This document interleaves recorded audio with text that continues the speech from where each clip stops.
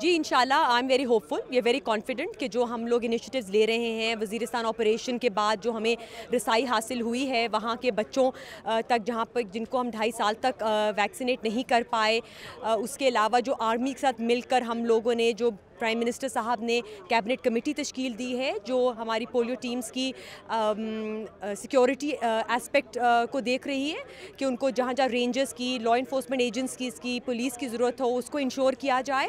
उसके अलावा जो इमरजेंसी ऑपरेशन सेंटर्स हमने इस्टेब्लिश किए हैं, जो हम रिलीजियस स्कॉलर्स टास्क फोर्सेस हमने बनाई हैं हाई रिजर्वायर रिस्क एरियाज़ में, उन सब की मदद से आई एम वेरी होपफुल कि इंशाल्लाह हम पोलियो की केसेस की तादाद में बहुत कमी इस साल देखेंगे इंशाल्लाह। मैं I will call upon the media, हमारी सिविल सोसाइटी।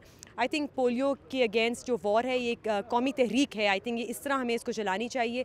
मुआशरे के हर फ़र्द को मिलकर इसके ख़िलाफ़ खड़ा होना चाहिए। इंश्योर करना चाहिए जब पोलियो की ड्राइव चले कि हर बच्चा जो 5 साल से कम है उसको हम बाहर लेकर आएँ। जब टीम आपके दरवाजे तक आती है तो आई थिंक फिर वालिदैन का फ़र्ज़ है कि अपने बच्चों को बाहर लाएँ और उनको पोलियो के कतरे पिलाएँ।